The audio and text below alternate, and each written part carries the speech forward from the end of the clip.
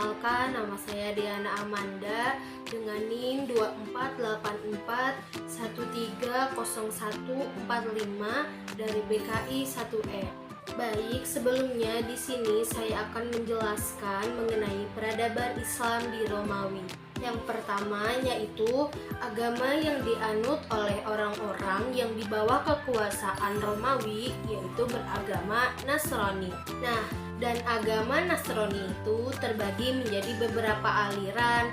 Yang pertama yaitu aliran Yaqibah yang paling banyak dianut di Mesir, Habsyah, dan lain-lain. Nah, yang kedua yaitu aliran Nasatirah yang paling banyak dianut di Musil, Irak, dan Persia. Dan aliran yang ketiga yaitu ada aliran Vulkania yang banyak dianut di Afrika Utara, Sicilia, Syria, dan Spanyol. Di antara aliran tersebut terdapat perbedaan keyakinan. Aliran Yaqibah berkeyakinan bahwa Isa Al-Masih adalah Allah dengan pengertian bahwa Allah dan manusia bersatu dalam diri Al-Masih. Sedangkan aliran Nasatirah dan Vulkania berkeyakinan bahwa diri Isa Al-Masih terdapat dua tabiat, yaitu yang pertama tabiat ketuhanan dan yang kedua yaitu tabiat kemanusiaan.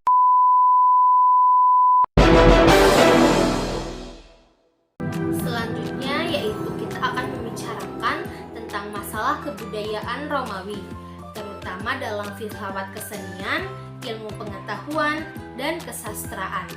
Namun di sisi lain kita juga harus membicarakan tentang kebudayaan Yunani, karena sesungguhnya kebudayaan Romawi itu adalah kelanjutan dari adanya kebudayaan Yunani. Nah, Jurji Zaidan membagi kebudayaan Yunani kepada 7 zaman, yaitu sebagai berikut. Yang pertama yaitu pada masa dongeng atau mitologi, yaitu zamannya Yunani purba, di mana seluruh kebudayaan penuh dengan dongeng dan khurafat. Yang kedua yaitu masalah pahlawan atau heroik pada zaman 900 sampai dengan 70 Masehi. Pada zaman ini hasil-hasil kebudayaan menggambarkan semangat kepahlawanan. Terkenal sekumpulan syair yang bernama Ilyas dan Odisha, ciptaan Homerus yang melukiskan kisah perang. Masa selanjutnya yaitu masa lirik atau perasaan, yaitu masa kolonisasi Yunani di daerah Timur Tengah dan Afrika Utara. Masa berkuasanya para tiran, karena itu puja dan puji menjadi sangat berpengaruh. Pada waktu itu banyak tercipta sajak-sajak lirik. Selanjutnya yaitu masa keemasan. Pada masa ini menjelmalah sajak-sajak tamsil atau dramatik, filsafat, dan sejarah. Selanjutnya yaitu masa Iskandari. Pada masa ini pusatnya kebudayaan pindah dari Athena ke Iskandaria atau Alexandria, sehingga Iskandaria menjadi pusat segala kegiatan ilmu filsafat dan sebagainya. Selanjutnya yaitu masa Yunani Romawi. Pada masa ini, daerah wilayah Yunani telah jatuh ke dalam kekuasaan kerajaan Romawi. Dengan demikian, jatuhlah atau mundurlah kebudayaan Yunani, akan tetapi orang-orang Kristen memperbaharui, mengubah, dan sebagainya, dan daerah-daerah wilayah Yunani dimasukkan dalam wilayah Romawi Timur.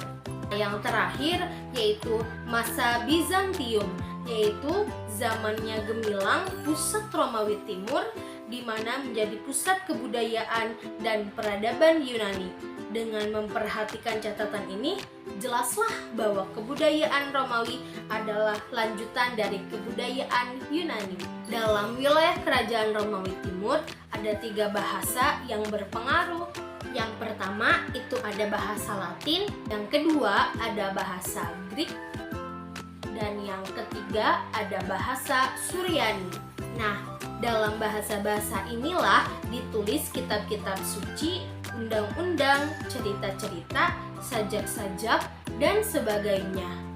Kesenian dan kesastraan Bizantium timbul kira-kira pada abad ke-5 dalam kemaharajaan Romawi Timur. Kesenian ini kembang terus di Rusia dan Balkan. Kesenian Romawi sangat maju pada masa Kaisar Yustianus I dan pengganti-penggantinya dan meluas sampai ke Italia Utara. Demikian pula bangunan-bangunan gereja yang berkubah yang sangat terkenal, yaitu gereja Hagia Sophia, dan banyak didirikan gereja-gereja yang berbentuk silang Yunani berkubah 5. Di samping itu juga terjadi kegiatan dalam bidang seni lukis, seni pahat, seni bahasa, seni suara, filsafat, dan sebagainya. Dan semuanya berjiwa dan bersemangat gereja.